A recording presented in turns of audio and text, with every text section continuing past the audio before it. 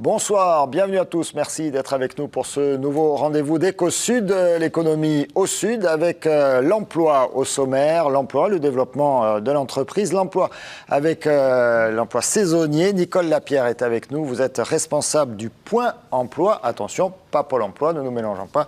Du Point Emploi mis en place par la mairie de la Grande Motte et vous organisez un forum d'emploi saisonnier. Ce sera le 7 mars, ce vendredi 7 mars. Vous serez notre coup de cœur. On vous retrouve en fin d'émission.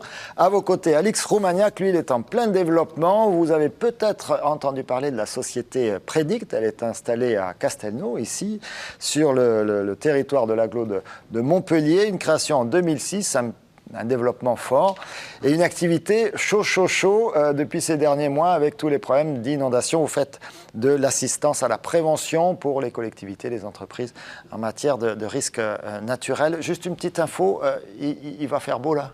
Écoutez, c'est la bonne nouvelle de la journée. Il y a un anticyclone qui arrive sur la France et qui est installé au moins pour 10 jours. Donc c'est calé. C'est calé.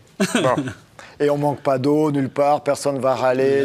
Je ne pense pas. Ça va. Bon, donc vous êtes les bonnes nouvelles. Alors, lui, il n'est pas forcément porteur de très bonnes nouvelles. Patrick Secotti, bonsoir, merci d'être avec nous. Vous présidez la Fédération du bâtiment de l'Hérault et vous dites qu'il y a urgence.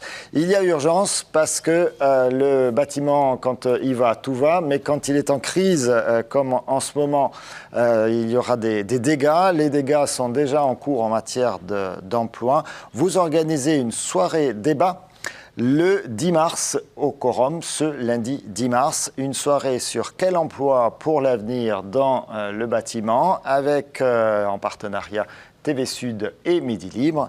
Et puis surtout comme invité, 3 candidats à l'élection municipale de Montpellier. Alors vous avez fait votre choix, déjà on explique ça. Vous avez fait le choix des 3 qui, selon les sondages, devraient être l'un ou l'autre maire de Montpellier. Donc il y aura qui ? Tout à fait. Donc on a fait le choix d'être en prise directe et avec le futur maire et ou responsable président de l'agglo. Donc pour des raisons de clarté de débat et d'efficacité de débat. Donc il y aura qui ? Il y aura donc Jean-Pierre Moore, Jacques Domergue et Philippe Sorel. Donc vous êtes référé au dernier sondage. Alors vous sonnez l'alarme, vous dites les pertes d'emploi sont en cours. 270 entreprises au tribunal de commerce en ce moment en procédure de redressement judiciaire dans votre filière. C'est énorme, c'est colossal. C'est énorme parce que on est en temps normal, si on peut parler de temps normaux, il y a 220 entreprises en difficulté au tribunal de commerce. Actuellement, il y en a 270 en glissant. Depuis quelques mois déjà, il y en a autour de 270. Et ce qui est encore plus grave, c'est que les 220 impactaient 400 emplois, impactés directement. Donc ça voulait dire qu'à court terme, 400 emplois allaient disparaître du fait de ces entreprises en difficulté déjà auprès du tribunal. Et aujourd'hui, les 270 impactent 1400 emplois. Donc 1400 emplois directs qui vont être détruits dans les mois qui viennent. Malheureusement, qui va être à 90%, c'est sûr, détruit dans les mois qui viennent, et à 10% un peu érodés, parce que ce sont des entreprises qui vont s'en sortir, heureusement, mais qui vont quand même supprimer un petit peu d'emplois. Alors à ça, il faut ajouter le fait que dans les entreprises qui continuent d'aller à peu près, il y a aussi des dégraissages. Tout à fait. Il y a des dégraissages naturels par le fait qu'il y a une grosse baisse d'activité et qu'il y a surtout très peu de lisibilité pour la suite de l'année, sans même parler de l'année prochaine. Il y a déjà très peu de lisibilité pour passer l'année sur 2014. Alors, 2 grandes raisons à ça. La première, la baisse du nombre de chantiers. On pourra parler de l'évolution de la législation, notamment la loi Duflot qui a succédé, etc., qui a ralenti beaucoup l'appétit de commandes en matière d'immobilier. Et puis, le point sur lequel vous, particulièrement ici, sur l'Hérault et sur la région, vous avez mis le doigt, c'est ce domaine de la concurrence déloyale, ce problème de la concurrence déloyale, le détachement de main-d'œuvre, et puis aujourd'hui, la concurrence frontale d'entreprises espagnoles. On sait les difficultés de l'Espagne, particulièrement dans le domaine du bâtiment. Ces entreprises espagnoles qui viennent aussi carrément prendre des marchés entiers ici, avec leur main-d'œuvre directe, qui n'est même plus détachée. Ils n'ont pas besoin d'être détachés. Alors déjà, un mot sur ce problème du détachement de main-d'œuvre. Alors ce problème du détachement de main-d'œuvre, c'est une règle européenne qui fait que ils sont autorisés, bien évidemment, des salariés étrangers à venir ponctuellement faire des allers-retours sur notre territoire pour être employés. À partir de là, ils se mettent à disposition ou de petites entreprises un peu créées pour la cause, ou de boîtes d'intérim de leur pays. Hein. Et ils sont proposés, malheureusement, allons-y tout de suite, ils sont proposés à moitié prix. Alors à moitié prix parce qu'ils sont payés aux conditions polonaises ou roumaines ou bulgares, etc. Alors, avec les salaires minimums de là-bas et les charges sociales de là-bas. Non, les salaires minimums de chez nous. Les salaires minimums de chez nous. Ah, pardon. C'est pour ça que l'écart pourrait ne pas être aussi important. Parce que le salaire minimum de chez nous, ils sont obligés de le respecter. Par contre, ils ont les charges de leur pays. Donc là, déjà, ça crée un dysfonctionnement et un écart. Mais celui-là, on le savait, on s'y attendait. Et on s'était dit qu'on pourrait s'y adapter parce que ça pourrait être un écart genre de 10%. Mais au-delà de ça, on se rend compte, et ça, c'est un constat qui est très inquiétant, c'est qu'une fois que ce personnel est sur place, il travaille 50 à 60 heures. Mais ça, ce n'est pas su. On a beaucoup de mal à le faire contrôler, mais ce n'est pas su. Donc, illégalement et en fraude, ils travaillent 50 à 60 heures. Et là, ça fait basculer complètement la comparaison avec le coût horaire du travail.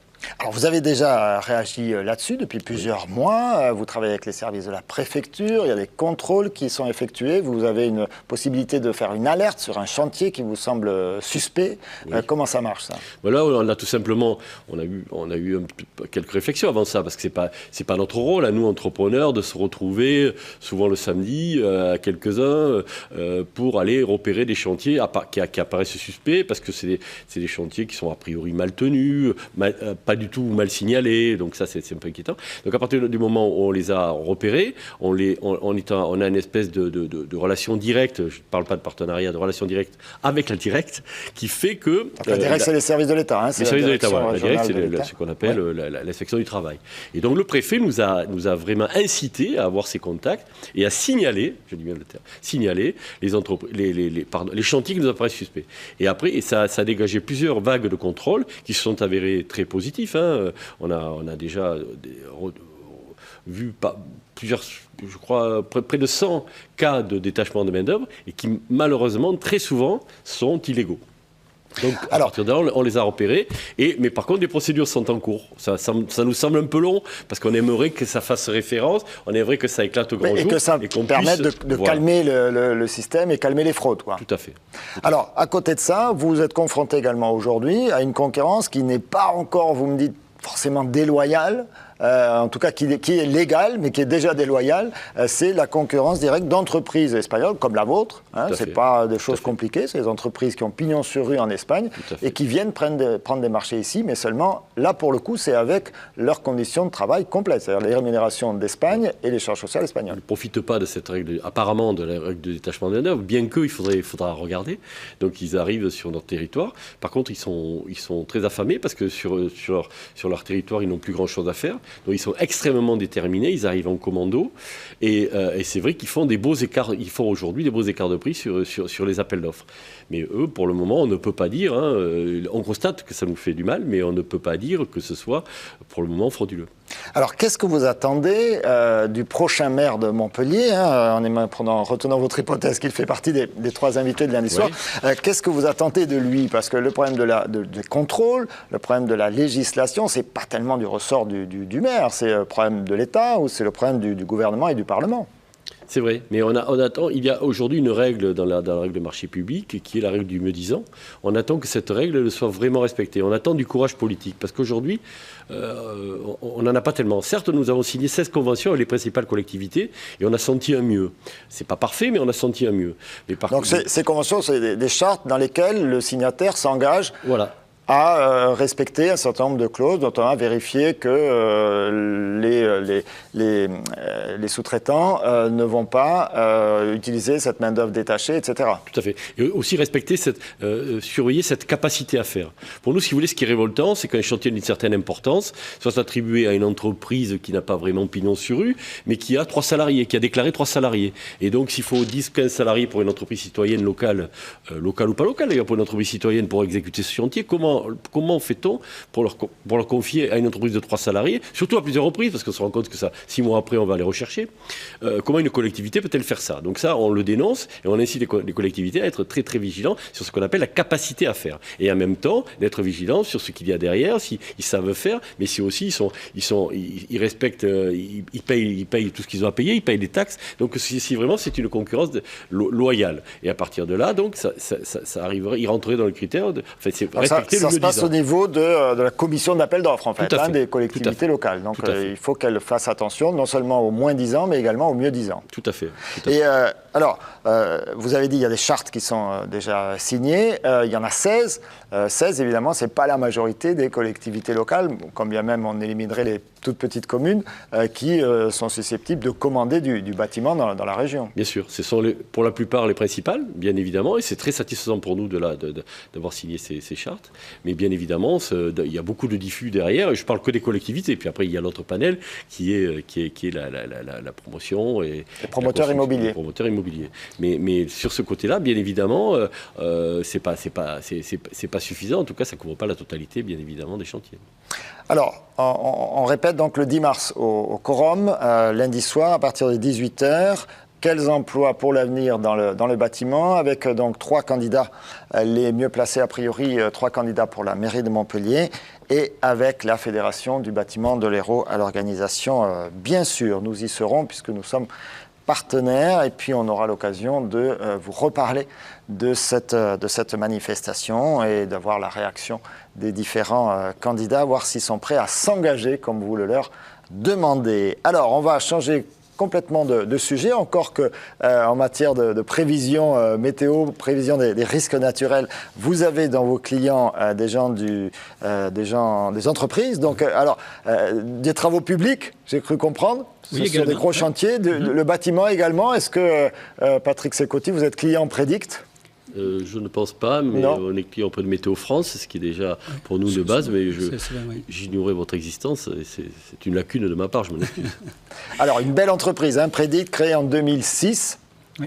Vous êtes installé ici, je le disais, à Castelnau, 25 personnes déjà, presque 3 millions d'euros de chiffre d'affaires. Allez, vous allez mieux vous présenter que je ne saurais le faire. Votre métier, c'est quoi ? Mais notre métier, en fait, il est né en région également, après les inondations de 2002 dans le Gard, qui avaient fortement touché les communes du Gard, et sur lequel les maires de ces communes nous avaient dit, quand sont arrivées en fait, ces inondations, on ne savait pas que faire, on n'avait pas de plan d'action, on a un peu découvert au dernier moment.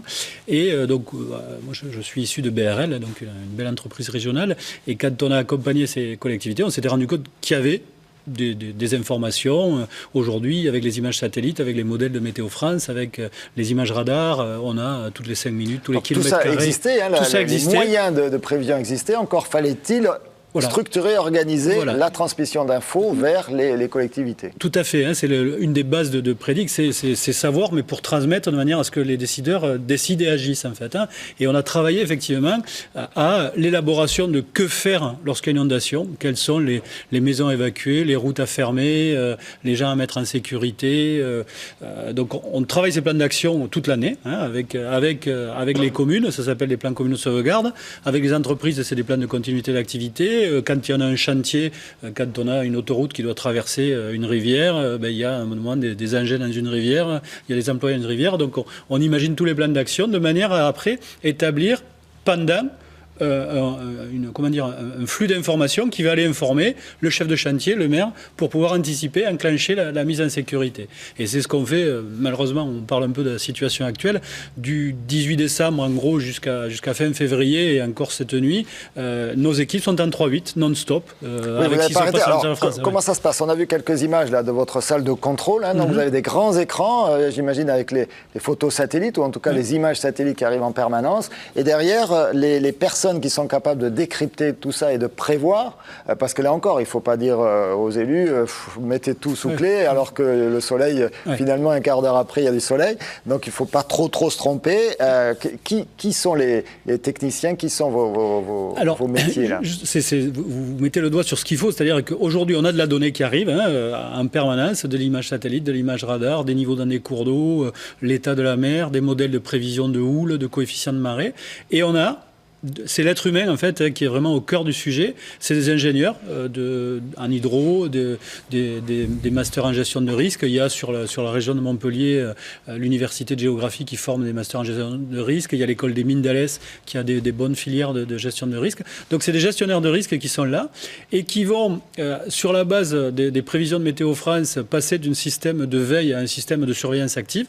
Donc on enclenche les 3-8 et il y a, dans la salle que vous avez montrée, des gens qui vont être en permanence, analyser les écrans, analyser l'impact que ces informations vont avoir sur le territoire et prendre la décision de dire c'est le moment de mettre tel élu ou tel chef d'entreprise en phase de vigilance en disant attention, ça s'approche, commencer à préparer tout, et puis passer à une phase d'avertissement en disant mais maintenant, c'est certain, ça va déborder ou l'océan va rentrer, donc on enclenche les actions.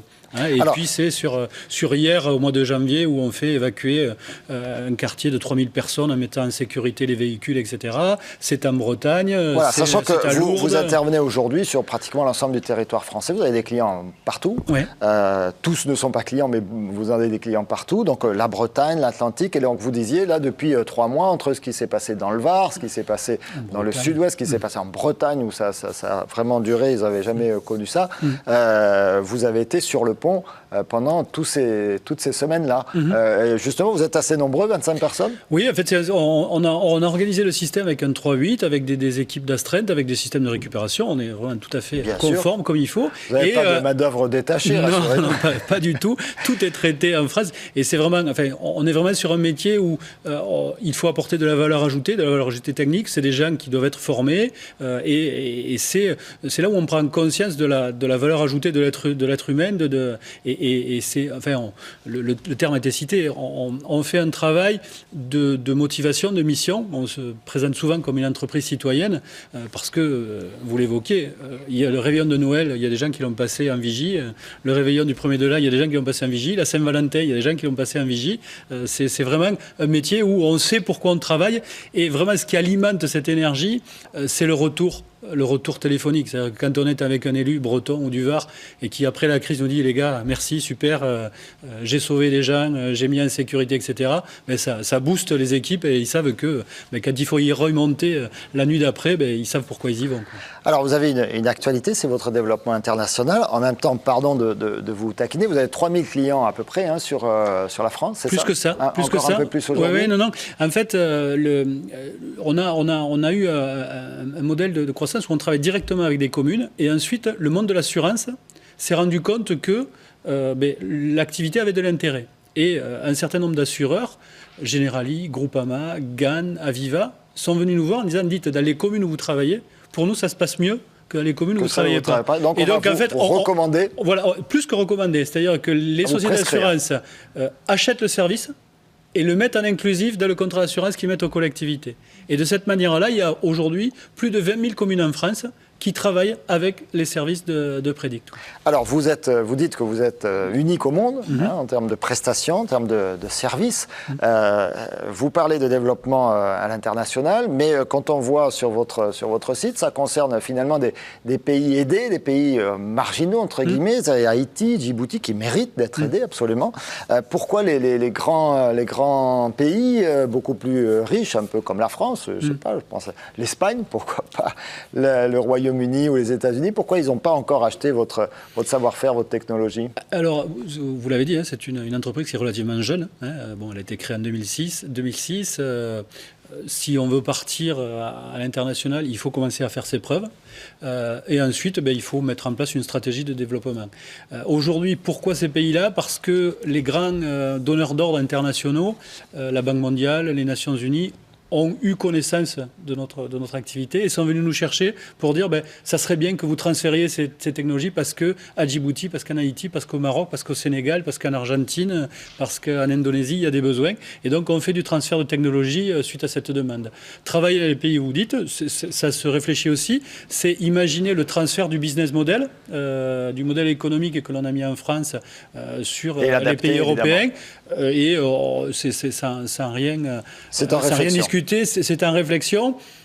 On avait discuté avec les assureurs de développer dès 2009-2010 une extension en Italie, en Espagne, où les phénomènes inondations qui touchent l'Espagne sont assez proches de ceux.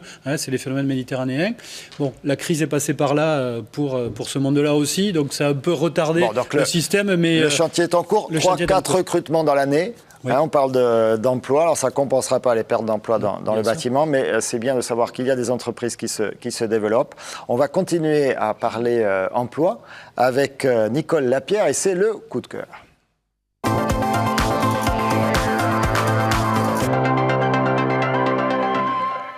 Plus de 1000 offres d'emploi, Nicole Lapierre, dans le cadre du Forum pour l'emploi saisonnier que vous proposez ce vendredi 7 mars. 9h, 12h, 13h, 17h, Palais des Congrès Jean Balladur à la Grande Motte. On a donné les infos pratiques. Quels sont les secteurs qui recrutent? La restauration, mais pas que. La restauration, tous les métiers qui vont tourner autour de la saison en fait. La restauration de plein air, la petite et la moyenne distribution, la sécurité. Dans l'hôtellerie de plein air, il y a différents métiers, bien sûr, qui vont des métiers de la restauration, mais aux métiers de l'animation aussi. Voilà, grosso modo, un petit peu aussi pour aider les agences immobilières. Ça recrute un peu dans tous les secteurs. Ça recrute un petit peu dans les secteurs. D'activité. Les boutiques, voilà. De commerce, les activités, général, oui, voilà, la petite et la moyenne. Vous arrivez, parce que ce n'est pas la première année que vous faites ça, vous arrivez au final à servir tout le monde ou il y a des emplois qui restent vacants? Il est toujours assez compliqué d'avoir un retour des recruteurs. Un retour très précis. Parce que parmi les candidats qu'ils vont recevoir sur la journée, ils vont en sélectionner certains, les revoir, les recontacter. Et parmi ces candidats-là, certains ne seront plus disponibles au niveau de l'embauche aussi, à ce moment-là. Mais nous avons des recruteurs qui nous ont confirmé, encore en début de demande de stand, là, il y a quelques mois, que l'année dernière, ils avaient recruté l'entièreté de leur équipe sur le forum. Tout à fait, oui. Alors, pour intéresser les personnes qui peuvent venir postuler à un emploi, on peut leur dire quoi en matière de rémunération, par exemple? La rémunération, elle part du SMIC, bien entendu, du SMIC horaire, et puis elle monte en fonction des qualifications qu'on va demander. Un cuisinier, bien évidemment, il ne va pas être au SMIC, un chef de rang non plus. Et donc, ça existe encore, les compléments de rémunération dans les restaurants, tout ce qui est pourboire, tout ça, ça fonctionne bien, ça? Ça fonctionne toujours, oui. Tout dépend de la clientèle à ce moment-là. Tout dépend du type de clientèle, du type de restauration. On trouve un emploi saisonnier à la Grande Motte, on se loge comment? Écoutez, pas plus que nous n'avons un portrait type, un portrait robot du saisonnier, nous n'avons un portrait type du recruteur. Donc les recruteurs, aussi bien sur la Grande Motte que sur le Grau du Roi, mais que sur Carnon et sur Palavas, puisque nos offres occupent toute la frange littorale, vont mettre en place des politiques différentes. Certains logent leurs équipes pour la fidéliser. D'autres ont des accords avec des agents immobiliers. D'autres ne sont pas partie prenante dans cette problématique. Et par contre, nous avons des saisonniers aussi, nous le voyons, qui sont des saisonniers habitués à cette problématique, qui arrivent de la montagne et qui tout de suite trouvent des colocataires oui, ça fonctionne louer. Beaucoup voilà. comme ça. Et nous avons aussi des agents immobiliers qui pratiquent des prix plutôt compétitifs. Oui. Le forum pour l'emploi saisonnier, voilà, on remonte l'affiche. Plus de 1000 offres d'emploi ce vendredi 7 mars au Palais des Congrès de la Grande Motte. Merci beaucoup à tous les trois. Merci beaucoup à vous tous de nous avoir suivis. À très bientôt pour de nouvelles émissions, de nouvelles aventures sur TV Sud.